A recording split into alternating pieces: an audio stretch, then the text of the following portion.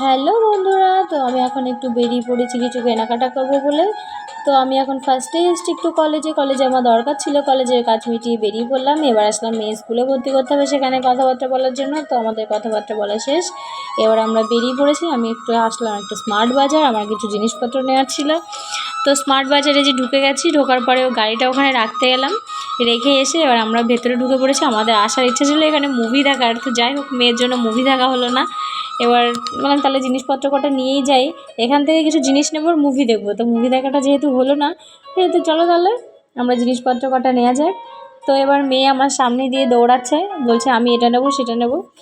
তো আমি বললাম ঠিক আছে তাহলে নিয়ে নেবো সব কিছুই। তারপরে তো ওই যে চলে আসছে, ওর পাপা পেছনে ধরে রেখেছে টলিতে করে। তো খুব মজা লাগছে, মাম্মি আমার খুব মজা লাগছে, খুব আনন্দ। তো হাসিটা দেখেই বুঝতে পারবে। তো এই যে বলছে আমি এই কুকিজটা নেবো, ঠিক আছে তাহলে এটা নিয়ে নাও। তারপর নেওয়ার পরে ও বলছে কি যে আমি একটু গাড়িতে চড়বো। তাহলে চড়ো গাড়িতে। এবার ও যখন গাড়িতে চললো, একটা পাক ঘুরলো, তখনই বলছে না আমার না ভালো লাগছে না, আমি নামবো। বললাম ঠিক আছে। তো যাই হোক আমাদের সব কিছু নেওয়া হয়ে গেছে, এবার আমরা বেরিয়ে পড়েছি। বেরিয়ে পড়ার পর এবার মেয়ে বলছে একটু ফুচকা খাবো। চলো তাহলে ফুচকা খাওয়া যাক। তো যাই হোক ফুচকা দোকানে চলে এসেছি, ফুচকা একটু মোমো খাওয়া দাওয়া শেষ, এবার আমরা বেরিয়ে পড়েছি। আমরা টাটা বাই বাই করে এবার বেরিয়ে পড়লাম। বেরিয়ে পড়ার পরে আমার একটুখানি হাই স্ট্রিট দরকার ছিল, তো ওখানের কাজটাও মেটালাম। কাজটা মিটিয়ে এবার আমরা বাড়ি চলে এসেছি, মানে বাড়ি যাচ্ছি আর কি। যাই হোক টাটা।